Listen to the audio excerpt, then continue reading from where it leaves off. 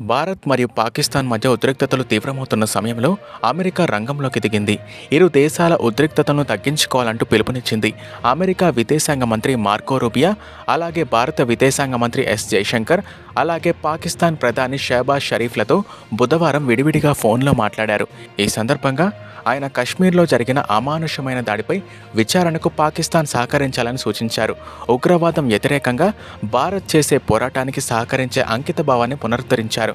అయితే Donald Trump Kashmir వివాదం భారత్ పాకిస్తానీల మధ్య 1000 నుంచి 1500 ఏళ్లుగా కొనసాగుతుందని చేసిన వ్యాఖ్యలపై విమర్శలు వెలువెత్తిన విషయం తెలిసిందే. పెహల్గామ్ ఉగ్రదాడిలో ప్రాణాలు కోల్పోయిన వారి పట్ల ఆయన దిగ్భ్రాంతిని వ్యక్తం చేశారు. భారత్కు ఉగ్రవాదంపై పోరాటంలో అమెరికా మద్దతు ఉంటుందని తెలిపారు. అయితే ఉగ్రదాడి వెనుక పాకిస్తాన్ హస్తముందని భావిస్తున్న భారత్ ప్రతీకార దాడి చేయాలన్న ఆలోచనకు బదులు జాగ్రత్తగా వ్యవహరించాలని సూచించారు. దీనికి జైశంకర్ స్పందిస్తూ దాడిలో పాత్రధారులు, సూత్రధారులు, అలాగే మద్దతుదారులు న్యాయస్థానంలో నిలబడాల్సిందే, దోషులకు శిక్ష పడాల్సిందే అని జైశంకర్ ఆయన ఎక్స్ అకౌంట్ ద్వారా వెల్లడించారు. ఏప్రిల్ 22న కశ్మీర్లో జరిగిన దాడిని పాకిస్తాన్ ఖండించాలని రూబియో కోరారు. దీనిపై నిష్పక్షపాత విచారణకు పూర్తిగా సహకరించాలని స్పష్టం చేశారు. భారత్తో కలిసి ఉద్రిక్తతలు తగ్గించుకోవడానికి, నేరుగా సంభాషణలను పునరుద్ధరించి దక్షిణ ఆసియాలో శాంతిని నెలకొల్పడానికి ప్రయత్నించాలని సూచించారు.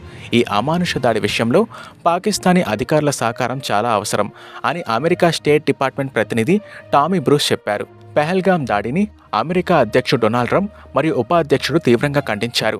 చైనా ప్రభావాన్ని ఎదుర్కోవడానికి అమెరికాను భారత్ కీలక భాగస్వామిగా భావిస్తుంది. అందుకే భారత్కి అగ్రరాజ్యం మద్దతు పుష్కలంగా ఉంది. కానీ పాకిస్తాన్పై బహిరంగ విమర్శలకు దిగకుండా నెమ్మదిగా ఉద్రిక్తతలను తగ్గించాలన్న దిశగా అమెరికా ప్రోత్సహిస్తుంది.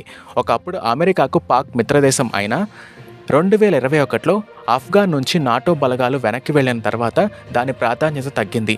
పెహల్గామ్ దాడికి పాకిస్తాన్కు చెందిన నిషేధిత ఉగ్రవాద సంస్థలు లష్కరే తోయిబాతో అనుబంధం ఉందని ది రెసిడెంట్ ఫ్రంట్ బాధ్యత వహించడంతో దయాది పాత్రపై భారత్ అనుమానాలు వ్యక్తం చేస్తుంది. ఈ క్రమంలో పాక్పై దౌత్యపరమైన ఆంక్షలు విధించింది. సింధు నది జలాల ఒప్పందాన్ని తాత్కాలికంగా నిలిపివేయడం, వీసాలను రద్దు చేయడం, వాగా అటారీ సరిహద్దు మూసివేత వంటి కీలక నిర్ణయాలు తీసుకుంటుంది.